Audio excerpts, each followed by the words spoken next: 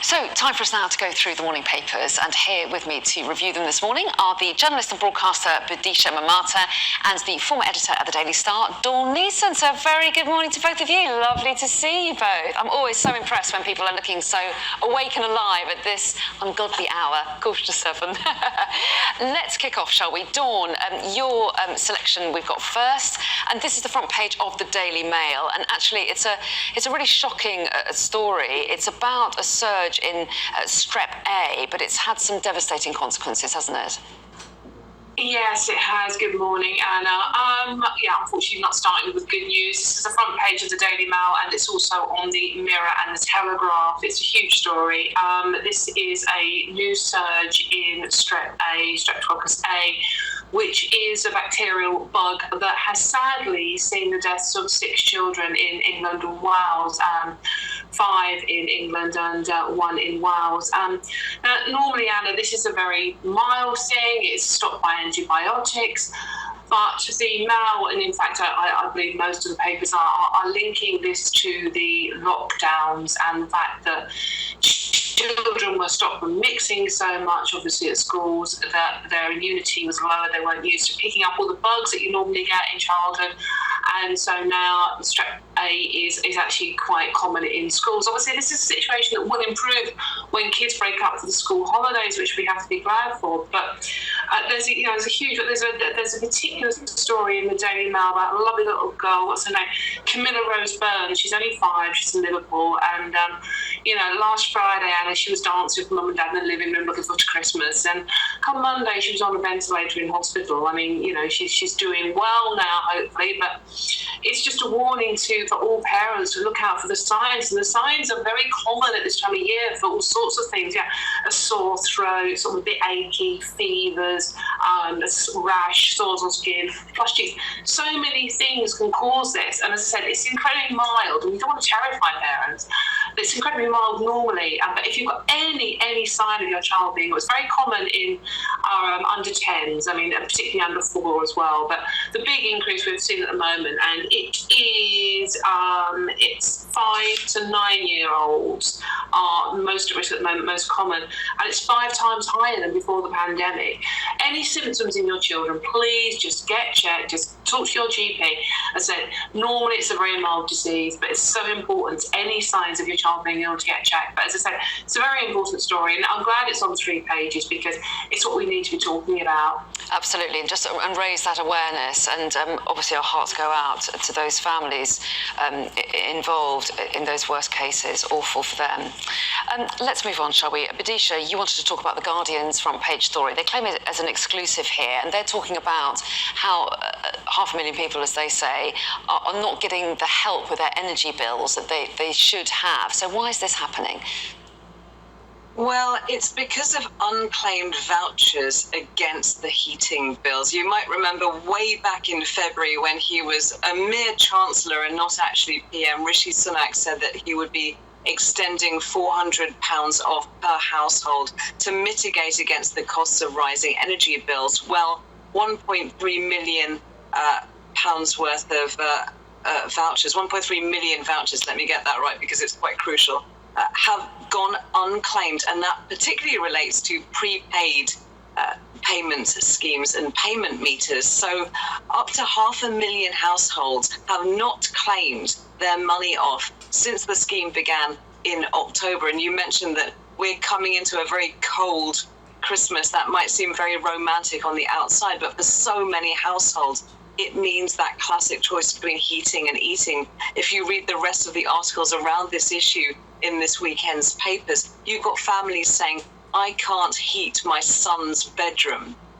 Don't tell us to just wear more jumpers. So every single household needs to look at where they can simply claim their rights. This is not about handouts. It's not about trying to find a loophole. It's about where can I get some money off that I was offered and promised and owed by the government in order to reduce some of those bills and relieve some of that pressure, because of course we're in a sort of omni-shambles / perma crisis of rising energy costs, rising bills, rising cold, fuel shortages and food shortages. and this could really help. So whoever has a prepaid meter, look out for those vouchers.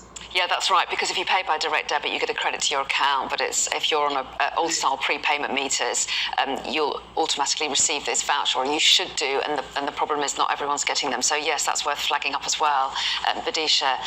Let's move on to the times now, Dawn, shall we? Because we've known for some time that nurses are going on strike. We've got 2 dates, haven't we? The 15th and the 20th of December, and they have now decided which areas of care are going to be shielded from those strikes, and so everyone is looking at which other areas aren't and what the impacts could be, and that's the Times main story, isn't it?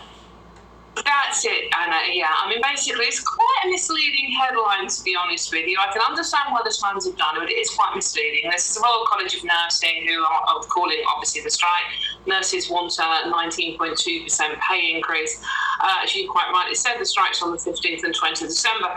The Royal College of Nursing have issued a statement saying A&E, maternity and cancer wards are not excluded from strike action. Now, on the surface, you think, oh my God, cancer wards, A&E, da, da, da.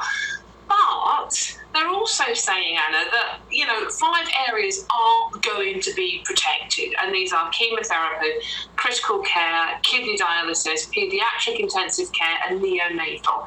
So these are the really important areas. So, like most people, I've got friends and family who work in nursing.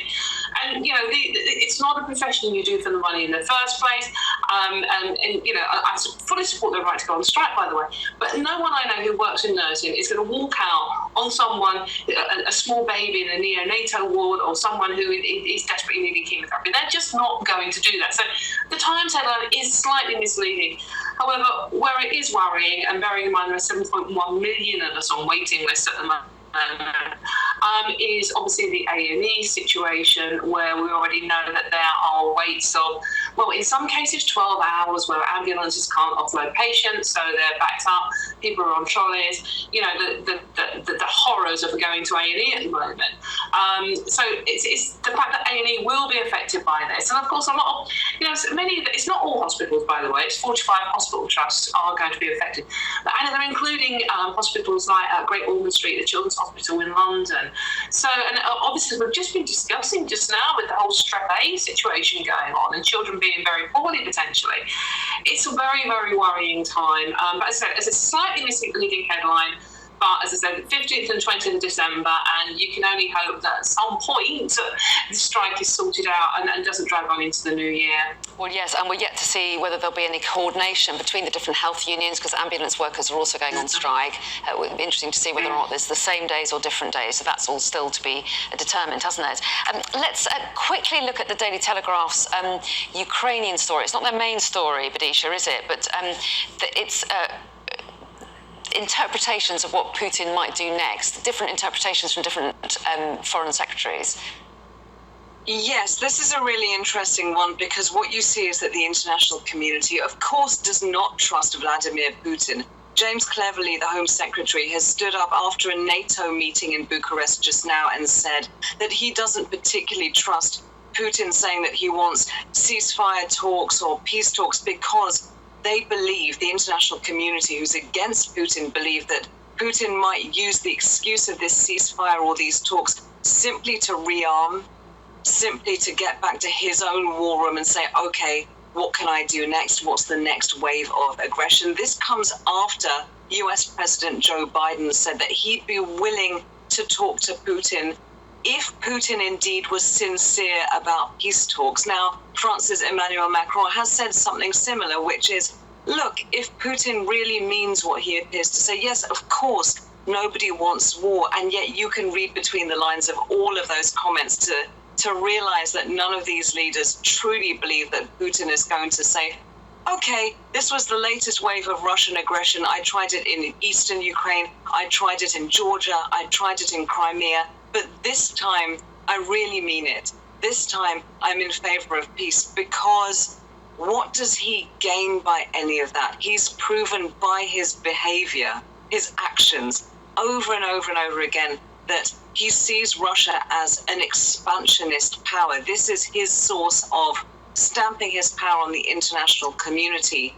even though the other facts on the ground are that Ukraine has mounted an extraordinary fight back, supported by the rest of the international community. Okay. Russia is really a pariah in this situation. Come December the 24th, it's going to be 10 months since the invasion of Ukraine. This is a nearly year-long war.